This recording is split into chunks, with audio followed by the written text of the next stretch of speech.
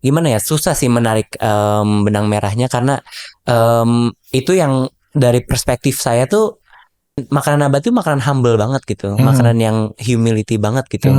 Makanan poverty yang seharusnya konsep vegan ini nggak ada kaitannya dengan kelas atas. Yang menurut saya yang paling penting tuh selling pointnya dari setiap resep, dari setiap makanan, selling point yang bisa mengengage ke kacamata luar negeri, itu yang harus saya catat awal. Sementara itu yang menarik banget kalau misalnya kita memberdayakan daging singkong dan juga kulit singkong, itu pasti waste kita di Indonesia pasti sangat kecil dan semua singkong bisa dipergunakan dengan sepenuhnya gitu kan. Jadi itu yang sangat saya cari gitu sebenarnya. Selamat jumpa kembali di Jalin Talks bersama saya Hilmar Farid. Kali ini kita akan ngobrol dengan seorang content creator. Tapi content creator ini bukan sembarang content creator. Dia fokus betul urusan makanan, urusan food. Dan saya lihat kontennya luar biasa. Ada banyak sekali penggalian ya sumber-sumber pangan kita. Dan kita pengen dengar lebih lanjut tentang prosesnya dan juga kemudian banyak hal terkait dengan konten yang dia buat. Dia adalah Mas Pratama Nugraha, biasa dipanggil Tam Tam. Ya, dan terima kasih Mas Tam Tam udah gabung di Jalin Talks. Makasih banyak udah undang aku Pak Hilmar. Saya langsung aja terkesan sekali ya lihat konten yang dibuat gitu. Kebetulan ya, di Jalin Talks ini pernah kita juga diskusi sama Ibu Helianti Hilman gitu. Jadi waktu lihat kontennya saya langsung lihat, wah ini kayaknya dekat ini pemikirannya dengan Bu Heli ya, ngomong tentang sumber pangan lokal dan seterusnya. Awal mulanya sekali Tam Tam sampai kemudian tertarik bikin konten soal itu apa sebenarnya? Apa pernah sekolah di bidang itu atau apa? 2022 itu pertama kali saya ketemu Bu Helianti. Kenal dia? Ketemu beliau lagi di panggung di TEDx waktu itu. Terus itu di saat saya kerja sama Jakarta Vegan Guide. Jadi 2,5 tahun saya kerja bikin konten kreator masakan vegan. Jadi di saat saya lagi merambah ke dunia konten kreator ini, saya ketemu Bu Helianti, melihat speech beliau di TEDx ini, dan Bu Helianti waktu itu pembukanya tuh, teman-teman pernah dengar plant-based salt gak? Gitu. Terus kayak itu kan sangat memukau banget. Apa plant-based salt gitu kan? Salt kan semua dari laut gitu kan. Ini ada salt dari salah satu tanaman mangrove kalau nggak salah di daerah timur Indonesia. Terus pokoknya semua topik yang beliau sampaikan di TEDx ini sangat berkesan dan sangat menarik banget, yang membuat saya sampai sekarang merambah ke biodiversifikasi pangan ini. Jadi itu awal mula trigger awalnya kenapa saya kira biodiversitas itu sangat penting gitu. Bukan hanya karena impactnya untuk lingkungan, tapi melihat biodiversifikasi pangan itu sendiri tuh sangat indah, sangat Indonesia gitu, sangat diversitas gitu. Dan kayaknya kalau saya melihat makanan tuh harus dalam sisi pandang ya diversifikasi pangan gitu, harus diverse gitu makanan Indonesia tuh. Jadi itu awalnya. Dan kalau misalnya tarik ulur lagi, awalnya memang saya kuliah di kuliner di NHI. Memang kuliahnya memang di bidang itu. Kuliah di bidang masak udah 3 tahun di Bandung di NHI. Tapi lucunya saya sebenarnya ngambil jurusan pastry. Oh gitu. Jadi sebenarnya agak jauh. Pastry-nya pun bukan pastry Indonesia, bukan pastry Asia Tenggara, tapi pastry Prancis langsung gitu. Dan bahkan nggak belajar sama sekali tentang makanan Indonesia. Nggak ada. Tapi memang ada beberapa proyek, ada lah mungkin belajar beberapa makanan tradisional. Tapi mostly 90% pasti pastry luar gitu. 3 tahun saya belajar di NHI. Jadi itu awal mulanya kenapa bisa terjun di dunia kuliner gitu. Gitu sih. Jadi pertama sebetulnya ya karena sekolah, tapi kemudian kenapa vegan? Kamu vegan? Iya, saya vegetarian, vegan, plant-based, kurang apa sih. So saya nggak suka sih ada label satu gitu, kayak saya 90% mungkin dibilang vegan, tapi saya nggak masalah dengan terasi, nggak masalah dengan telur. Tapi saya nggak minum susu, jadi kayak nggak tahu ada label untuk saya apa enggak. Apa khusus atau? Iya, gitu. Tapi selama ini konten yang dibuat ini berdasarkan perjalanan keliling ya. Artinya kamu pergi ke tempat-tempat terus ketemu sumber-sumber pangan yang bermacam-macam itu gitu ya. Saya inginnya sebenarnya ke sana, tapi sejauh ini saya baru jalan-jalan Indonesia nggak sebanyak itu, kayak baru paling jauh ke Lombok doang kemarin. Sempat sebulan juga di Kalimantan Barat, ke Karimun Jawa, terus kayak melihat ada Ura Plato. Saya pengen bawa balik ke Jakarta gitu. Cuman sebenarnya belum banyak sih Pak, belum banyak eksplorasi Indonesia, tapi sangat ingin pasti untuk menjelajah Nusantara ini. Tapi dari yang sedikit itu kamu udah bisa nanggap ya gitu bahwa begitu diverse sebetulnya negeri banget kita ini ya dari segi sumber. Dan di samping tanamannya yang beragam kan kebudayaannya juga beragam ya. Jadi kayaknya cara orang mengolah bahan yang sama tuh bisa beda-beda gitu ya. Beda-beda. Ada pengalaman nggak kamu di lapangan lihat apa namanya tuh sesuatu yang unik gitu ya dari caranya orang mengolah? Mungkin kalau di Lombok tuh sangat beda ya sama di Jawa. Sebenarnya di timur itu nggak se-plant based di Jawa ataupun di barat, di Sumatera. Itu kan yang saya sebenarnya pengen, itu tantangan besar untuk saya bisa nemuin dan melestarikan makan plant based di timur. Kan itu Bali ke timur tuh kayak Sulawesi juga, kebetulan saya setengah Sulawesi. Jadi salah satu yang menarik karena apalagi di Sulawesi itu sangat dominan di ikan. Jadi mungkin yang sangat berbeda dari barat dan timur itu sih Pak. Yang di timur tuh lebih less plant-based friendly sebetulnya ketimbang di barat. Jadi kalau misalnya orang-orang bilang kayak, berarti lo nggak bisa makan di restoran Padang dong. Sejujurnya kayak bahkan restoran Padang tuh restoran yang paling safe groundnya aku kalau misalnya nggak tahu mau makan apa, karena selalu ada gulai nangka dan selalu ada daun singkong. Jadi sebenarnya Sumatera dan Jawa tuh sangat plant-based friendly menurut saya dibandingkan yang timur. Dibandingkan yang timur. Timur nih banyak bersandar pada ikan gitu ya. Terus mungkin nggak daging merah, cuman ikan tuh dominan banget. Nah, kamu sedang berusaha ya sekarang untuk lihat lebih banyak. Kalau bicara tentang dokumentasi itu sebenarnya kita punya dokumentasi cukup bagus nggak untuk semua ini nih gitu. Jenis tanaman ini sebetulnya bisa jadi makanan apa gitu. Dari eksplorasi saya yang bisa bilang masih baru banget ini, saya baru nemu memang paling bagus memang di Mustika Rasa ya. Mustika Rasa. Bukunya Soekarno, dan memang proyek besarnya Soekarno yang memang mencangkup banyak banget makan Indonesia dari barat ke timur. Dan saya pun ketemu dengan misalnya tokoh-tokoh kuliner lainnya kayak Ray Johnson atau Mbak Ade Putri. Mereka masih bilang kayak Mustika Rasa ini masih dokumentasi paling bagus Indonesia gitu. Saya nggak tahu banyak tentang dokumentasi lainnya. Cuman mendengar dari mereka mungkin sebagus-bagusnya dokumentasi Indonesia adalah Mustika Rasa ini. Mustika Rasa ini paling itu. Masih paling komprehensif gitu. Kamu udah pelajari juga ya dari segi kalau misalnya lihat dari itu kan ditulis berapa ya? 1960 kayaknya. Ya, berarti kan berapa tuh, hampir ya 65 tahun yang lalu ya. 60 tahun lalu 65 gitu ya. tahun. Indonesia udah berubah nih dari 60 tahun yang lalu. Tapi kamu masih melihat bahwa ini bahan dokumentasi yang bisa berguna untuk kamu sekarang gitu ya. Kayaknya itu memang tujuan Bung Karno juga kayaknya ya, untuk menjadi senjata yang kuat banget untuk Indonesia diplomasi ke depannya. Dan mungkin kalau melihat future, dokumentasi memang bukan dalam bentuk buku lagi mungkin ya. Mungkin partly apa yang saya lakukan ini adalah salah satu proyek dokumentasi gitu. Dan itu saya nggak ada tujuan itu, tapi maksudnya secara tidak sadar kayak ternyata ini adalah bentuk dokumentasi yang sangat digital dan sangat futuristik tuh ya ke sini gitu loh. Dan disebarkan ke dunia juga gitu, ke global. Iya, soalnya saya nonton tuh Roti Sukun itu ya. Jadi lihat wah bisa ya ternyata gitu ya, dicampur dengan tempe dan segala macam gitu. Jadi dan kamu kan mempresentasikannya itu luar biasa ya. Jadi orang lihat dari jauh nih kan sandwich, burger atau apa gitu ya. Mirip banget toast, mirip banget roti sobek ya. Kalau bisa dipanggang.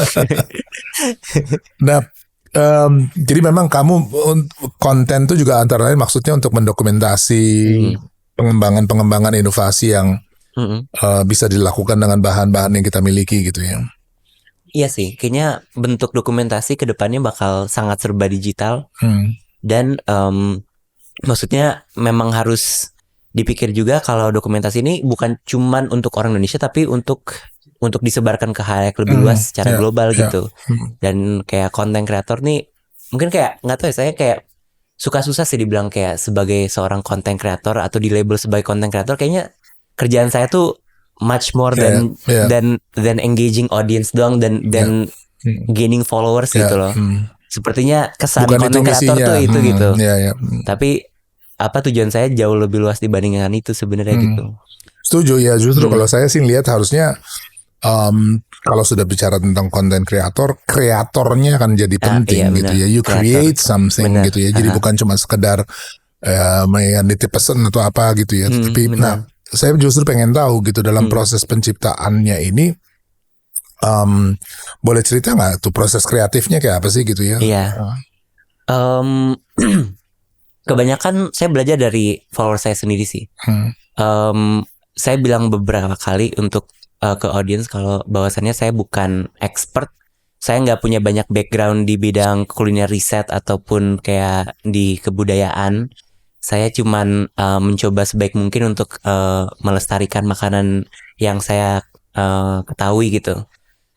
Jadi saya mencoba sehumble mungkin untuk mempelajari dari audience sendiri, karena audience pun kayak dengan seiring jalannya waktu, dengan seiringnya saya membagikan resep-resep yang unik, orang-orang dari Aceh, dari Magelang, pokoknya dari penjuru Indonesia yang sangat pedalaman banget tuh pasti bang tolong bikinin ini dong gitu, tolong bikin ini ada dari budaya Sasak gitu misalnya, kayak ini makanan-makanan ini tolong disebarkan, dibikin. Dan itu jadi saya banyak banget ambil inspirasi dari follower sendiri. Jadi saya sangat berterima kasih. Cuman kalau kreatif prosesnya sendiri, ini kebetulan kayak untuk mencapai kualitas yang sekarang ini saya punya itu udah bisa dibilang udah 5 tahun ya. Karena saya di dunia konten kreator udah 5 tahun ini. Dan akhirnya bisa develop kualitas yang menurut saya bisa sangat on brand dengan saya tuh, dengan sesuai standar saya lama banget. Tapi awalnya sih yang menurut saya yang paling penting tuh selling point-nya. Dari setiap resep, dari setiap makanan, selling point yang bisa mengengage ke kacamata luar negeri, itu yang harus saya catat awal. Catat di awal, misalnya sukun. Kan yang menurut saya selling point yang paling menjual tuh bahasa Inggrisnya breadfruit. Saya pun kaget kayak pertama kali dengar bahwasannya bahasa Inggrisnya sukun tuh breadfruit. Jadi menurut saya kayaknya itu bisa jadi selling point yang sangat menarik gitu. Dan bahkan orang Indonesia pun kayak belum tahu kalau misalnya sukun bahasa Inggrisnya breadfruit gitu. Betul. Jadi kayaknya bisa dibikin bread gitu. Dibikin toast gitu. Ya, karena saya bisa bayangin tantangannya ya. Makanan di Nusantara, di Indonesia ini kan sangat beragam, enak-enak gitu. Cuman kadang-kadang dari segi visual ini kan agak kurang ya. Maksudnya bukan kurang dalam pengertian ini ya. Presentasinya untuk ini juga tidak mudah gitu. Nah, cara kamu untuk nanganin tuh apa ya? Misalnya kayak temu batang pisang dan jantung pisang kayak gitu-gitu ya. Artinya untuk membuat dia kemudian ini sebenarnya makanan yang mungkin kayak memang tujuan audiens saya udah lihat sih, karena tujuan saya tuh bukan untuk bikin makanan yang paling menggugah selera. Bukan meng-cater makanan yang kayak mozzarella stick gitu kan, kayak kalau bisa konten kreator kan kayak banyak banget cara yang bisa bikin orang kayak tergiur gitu.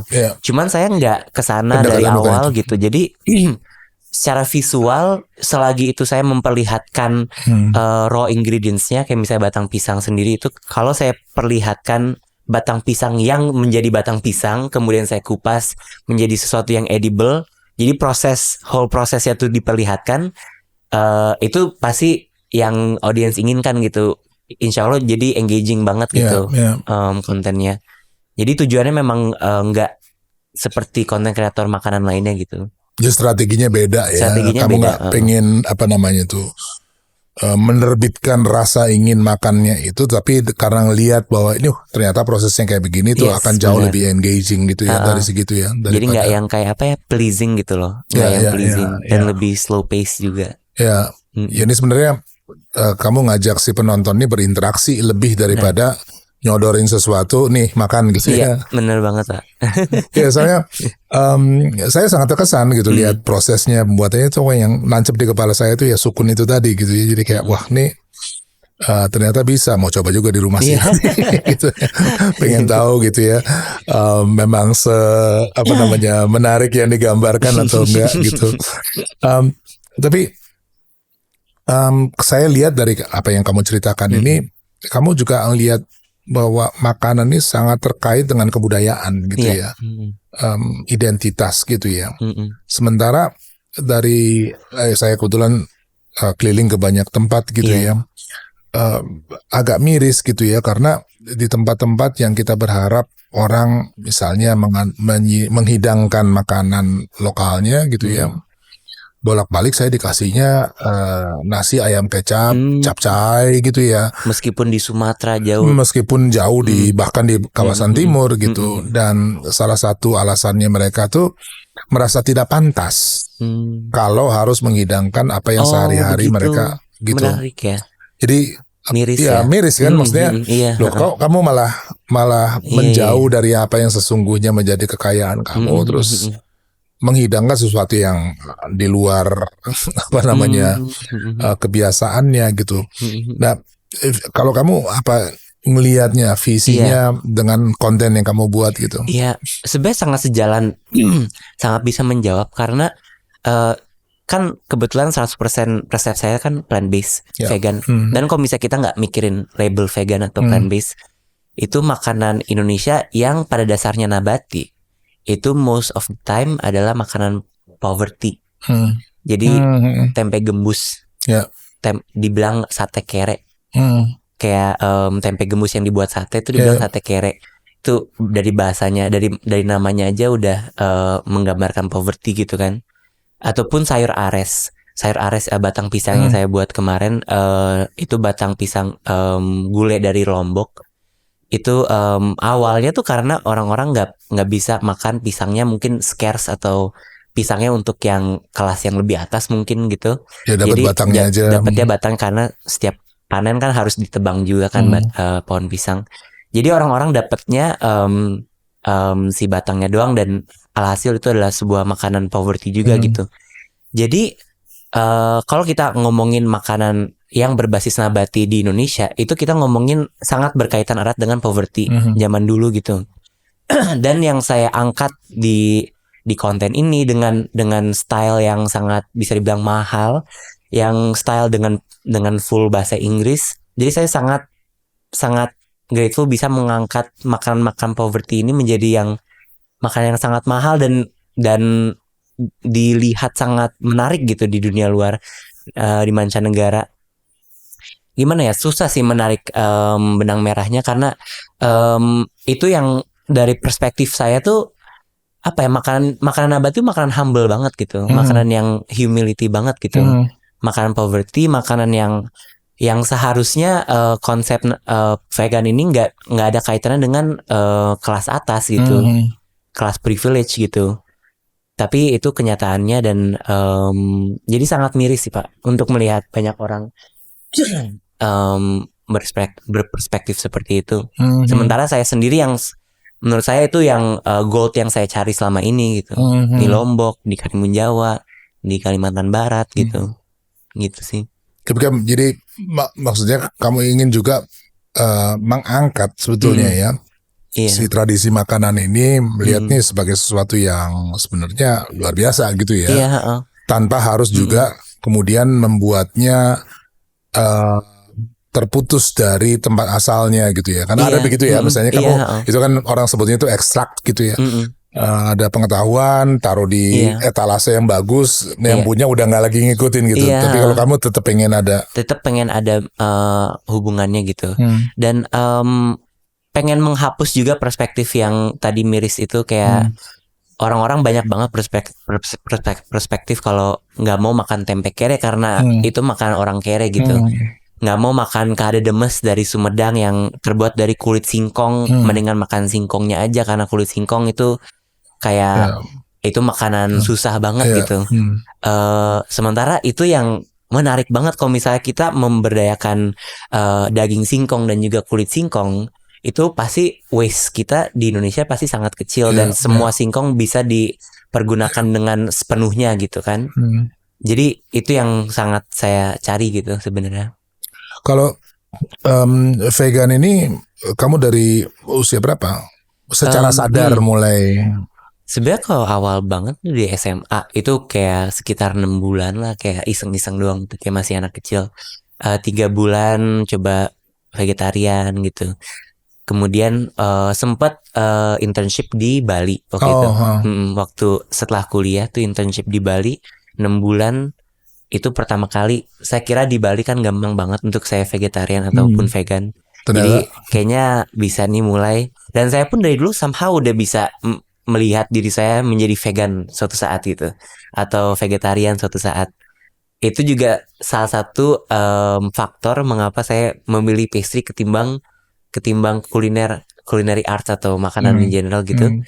Karena saya nggak bisa visualize diri saya bisa ngehandle daging atau kayak nyembelih ayam gitu, kayak nggak bisa gitu, nggak melihat diri saya ke depannya gitu. Jadi kayaknya saya lebih gampang bergelut dengan coklat aja gitu. Gitu. Terus jadi kayaknya intuisinya udah dari awal gitu, dari lama banget untuk saya kayaknya suatu saat saya akan menjadi vegan atau vegetarian gitu. Tapi awal mulanya udah komit banget tuh setelah lulus kuliah. Kebetulan lulus kuliah di 2020 di pandemi. Di tengah pandemi, dan itu kebanyakan orang aware dengan veganisme nih di saat pandemi.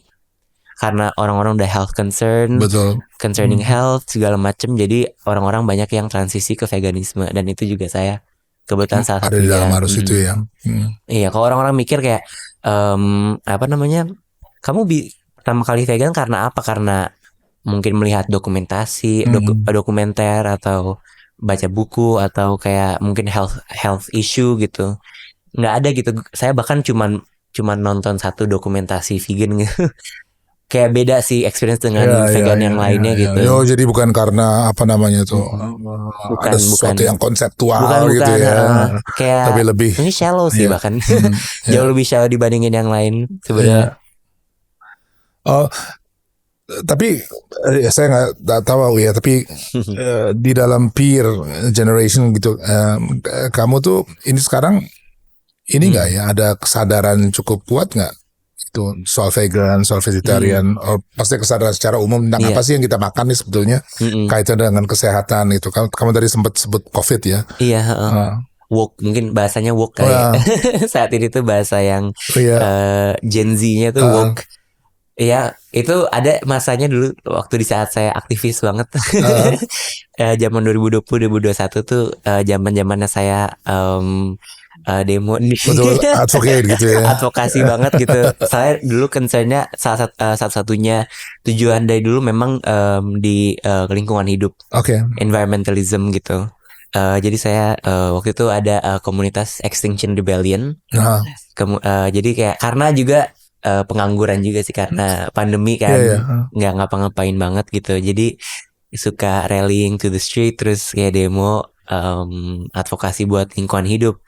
Itu dulu Pak, mungkin kalau misalnya ngomongin kayak zaman-zaman bisa dibilang radikal gitu, mungkin zaman dulu gitu. Saya nggak mau bilang kayak aktivisme itu radikal, cuman untuk saya sendiri, saya ngejudge diri saya radikal gitu. Ngejudge saya sendiri radikal gitu.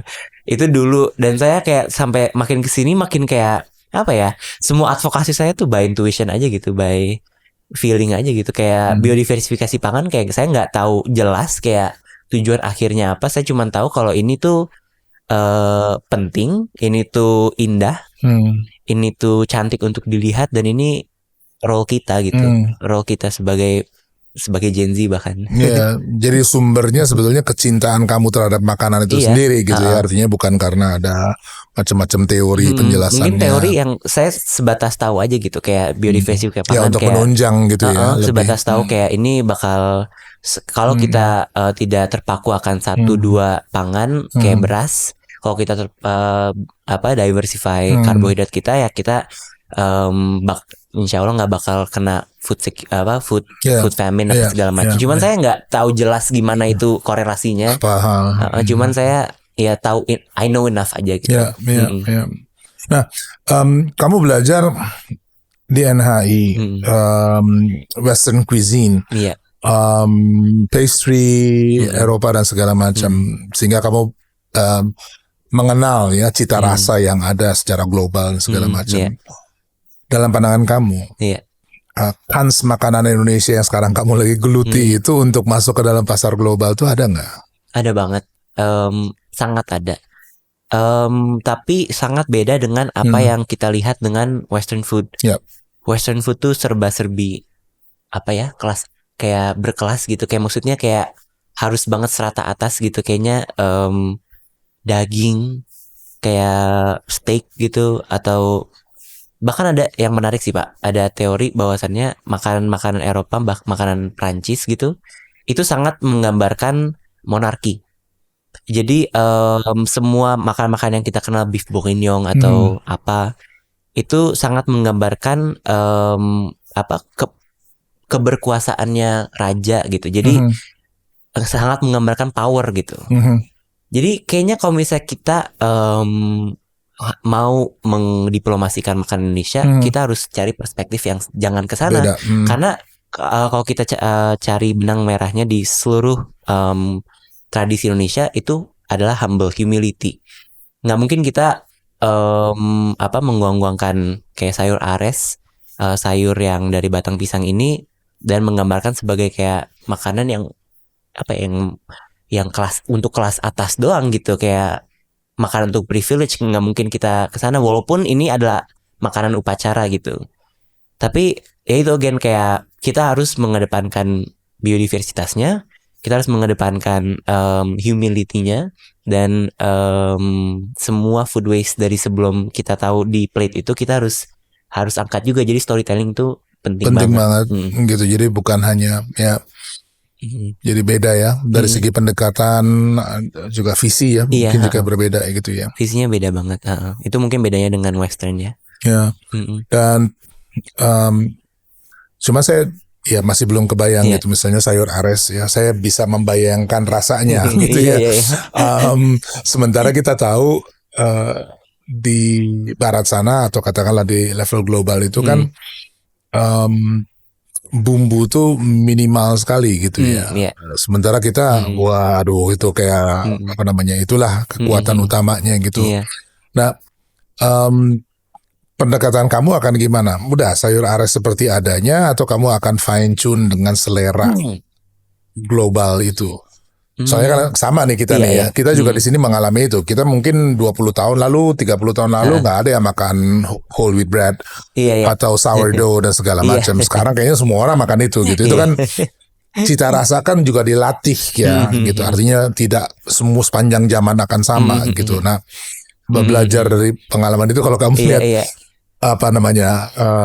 investasi sayur ares nanti ke Eropa tuh gimana caranya?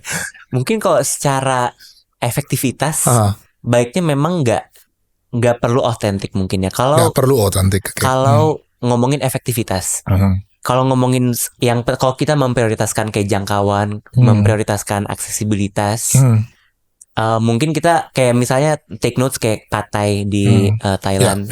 Pad thai di luar tuh nggak se-flavorful di Thailand, nggak seasem di Thailand, nggak sepedes di Thailand.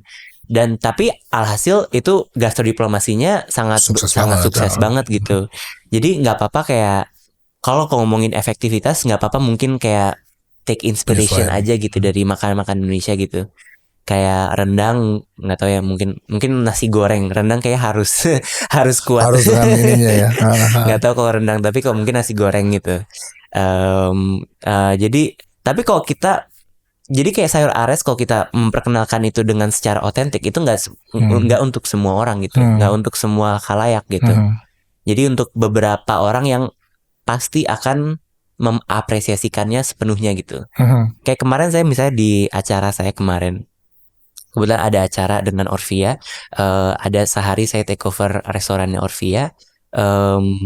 Saya memperkenalkan makanan Lombok hasil riset sebulan saya di Lombok gitu, memperkenalkan ke audiens, itu offline event pertama kali. Dan di event ini saya menemukan baru menyadari bahwasannya banyak banget orang juga yang nggak bisa mengapresiasi ini secara penuh. Saya pandangan terhadap sayur ares, pandangan saya terhadap ebatan itu beda dengan pandangan kalau misalnya orang makan ini. Beberapa orang melihat ebatan dan sayur ares, oh ya urap gitu kan. Ebatan tuh, oh ya urap, tapi nggak mungkin gue bayar urap kayak 30.000 sendiri gitu. Sementara itu yang harga saya kemarin gitu. Sementara ini beda banget dengan urap, dan ini makanan hampir punah. Bahkan kayak saya ketemu di Lombok aja tuh nggak banyak orang yang nggak tahu. Saya ke supir taksi, saya tanya, Mas tahu ebatan nggak? Nggak pernah dengar saya. Taunya ayam taliwang, sate rembiga, itu baru saya bisa kasih tahu di mana restorannya gitu. Jadi ini kayak apa ya, price-nya tuh sangat beda dengan value-nya sangat beda dengan apa namanya urap gitu. Jadi nggak semua orang bisa apresiasi makanan ares atau ebatan, makanan-makanan yang memang otentik banget gitu. Jadi kalau kita ngomongin authenticity nggak buat semua orang, tapi kalau misalnya kita ngomongin mengedepankan efektivitas, itu nggak apa-apa, mungkin nggak seotentik itu gitu. Dalam kamu menciptakan atau mengkreasi konten, produksi dan seterusnya itu ada kerjasama kamu dengan researcher barangkali atau teman-teman yang memang bergerak di bidang itu? Kebetulan saya masih dibilang baru 7 bulan kan ya, baru merambah di dunia ini. Belum ada banyak, cuman kalau misalnya saya ngomongin nutrisi, karena saya nggak ada background di nutrisi sama sekali, nutrition, dan saya pun sebenarnya meminimalisir ngomongin nutrisi, karena visinya beda. Karena kalau nutrisi udah banyak banget konten kreator di luar sana yang ngomongin nutrisi gitu.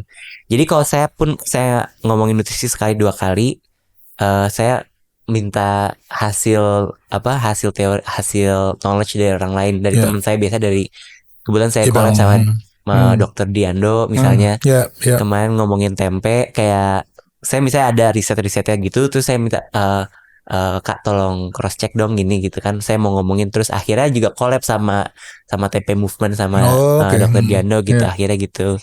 Jadi kalau ngomongin nutrisi pas sebisa mungkin saya pasti collab.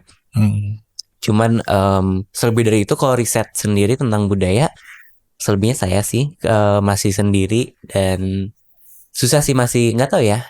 Kebetulan udah reach out ke kementerian beberapa, di kementerian, kalau kementerian kebudayaan belum, baru Kemenpar, Kemenekraf, untuk ada beberapa proyek ke depannya untuk kayak collab mungkin kayak. Dan itu kayak itu kebetulan bukan cuman mauan saya, itu mauan audiens saya semuanya, kayak pada nge-comment, pada nge-mention, tolong ini Kemenpar gitu. di notice ini. Banyak banget nge-mention gitu. Udah baru nge-reach out, tapi sadly belum bisa disupport dari kementerian. Saya sangat berharap bisa jalin hubungan gitu dengan kementerian. Saya ada banyak banget proyek ke depannya gitu yang sangat bisa disponsorin. Cuman belum banyak sih Pak sejauh ini kalau ngomongin kolaborasi.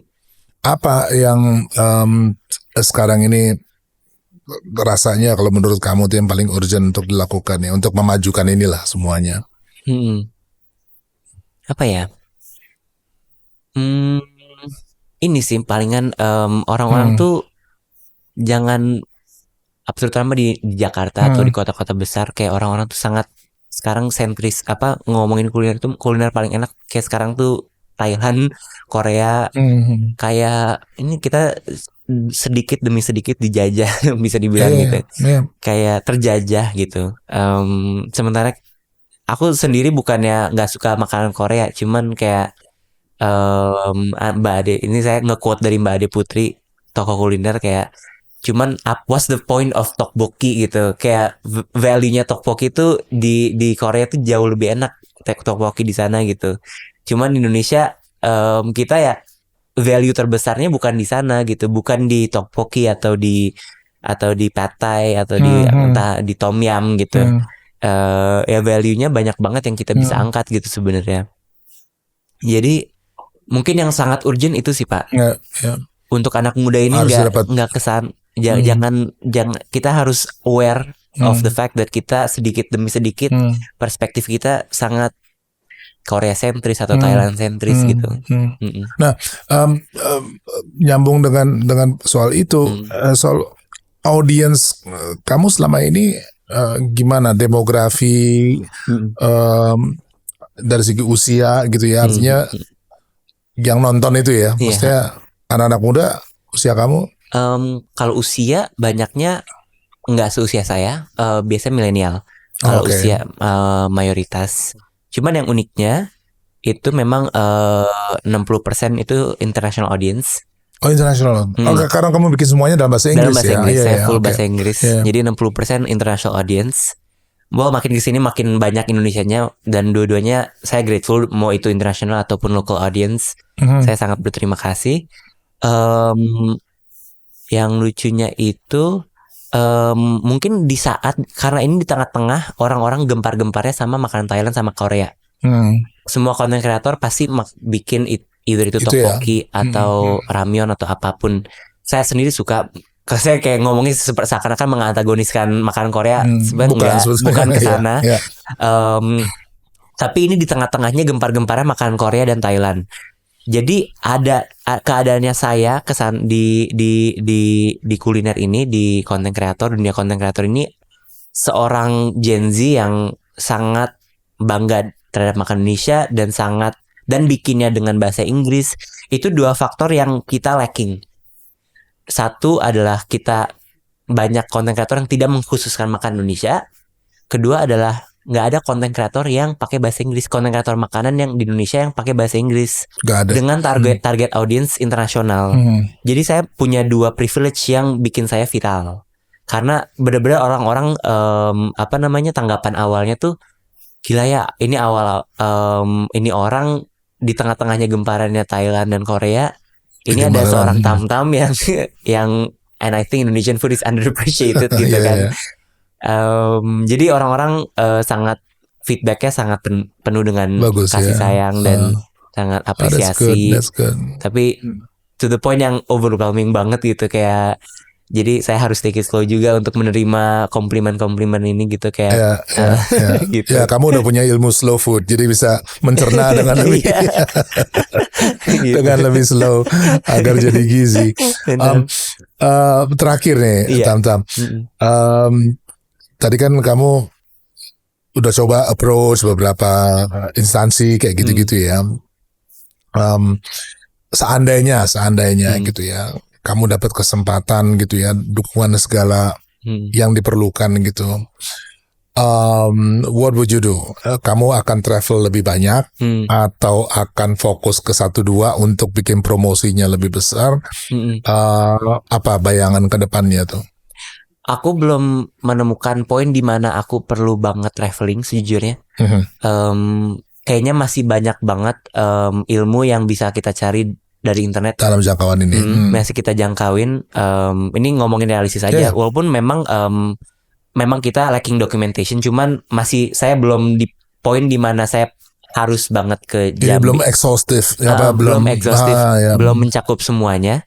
Jadi saya cuma sekarang memprioritaskan sebanyak-banyaknya untuk ngabisin ini semua dulu gitu, ngabisin knowledge yang kita sadarin, dan juga kayak maksudnya saya sangat mengapresiasi tujuan travel untuk riset, cuman banyak banget audiens yang udah nge-follow saya dan kita bisa komunikasi gitu dengan mereka dan bisa komunikasi juga, kayak saya misalnya kayak kemarin bikin mandai gitu dari Banjar, Kalimantan Selatan.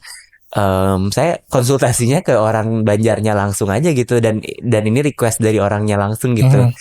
Ini gimana Kak? Saya udah fermentasi 10 hari gitu. Rasanya emang gini Kak gitu kan.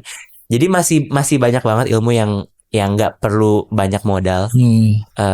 Jadi ini dihabiskan dulu baru kita travel gitu. Lagi ya. Gitu. Tapi selebih dari itu saya pengen banget bangun Slow Food Indonesia. Udah ngomong ke Slow Food Internasional juga. Ya. Saya sekarang belum ada chapter di. Oke. Slow Food Filipina tuh besar sekali. Slow Food Taiwan besar sekali. Kebetulan saya baru disponsorin untuk ke Taiwan 15 Juni insya Allah. Untuk mempelajari indigenous food Taiwan sekalian memperkenalkan indigenous food Indonesia. Baru disponsorin mereka di Taiwan. Jadi besar sekali di negara-negara mancanegara lainnya. Cuman Indonesia belum ada. Adanya tuh di Jogja, Slow Food Jogja, Slow Food Bali, tapi mereka nggak ada yang aktif. Oke. Yang Indonesia nih yang chapternya. Ya saya ingat 3-4 tahun lalu mungkin ya pernah ada kegiatan dengan tajuk Slow Food itu, tapi rupanya nggak organized ya, belum organized. Soalnya yang besar tuh di kayak per region gitu. Slow Food Bali, Slow Food Jogja. Cuman Slow Food Indonesia sendiri belum ada. Mungkin karena kegedean kali Indonesia ya. Jadi tapi kamu udah ngomong sama Slow Food International ya? Sudah ngomong. Saya sangat willing untuk mulai Slow Food Indonesia. Dan saya pun sangat bisa menjadi ambasadornya. Saya punya platform ini. Saya bisa. Soalnya kayak Slow Food International sendiri punya ambasadornya Julius, namanya tagline-nya tuh Herman. Itu kebetulan yang sangat menginspirasi saya karena dia ngeposting 100% plant-based traditional food. Jadi Slow Food International pun ada ambasadornya. Saya pun bisa menjadi ambasadornya Slow Food Indonesia yang insya Allah bahkan kayak ke international audience langsung gitu. Slow Food Indonesia ini gitu. Itu sih. Jadi itu mimpinya ya, membawa makanan Indonesia ke tingkat global melalui jalur Slow Food ini ya. Tujuan besar mungkin itu sih. Tam, terima kasih sekali udah gabung di Jalin Talks ya. Makasih banyak Pak Hilmar. Seneng banget, dia inspirasinya luar biasa gitu ya. Ya saya kira beberapa kali ya di Jalin Talks kita ngobrol soal pangan, soal makanan. Dan arah pembicaraan hampir seluruh sama gitu ya, bahwa betul-betul lebih mindful yang lihat sumber pangan kita, apa yang kita makan, karena bukan hanya soal kesehatan diri ya, tapi juga untuk kebaikan bersama ya. Kayaknya planet juga akan lebih baik gitu ya kalau lebih banyak orang mengandalkan plant-based food. Udah kayak gitu, terima kasih udah nonton. Kita jumpa dalam kesempatan berikut. Salam budaya.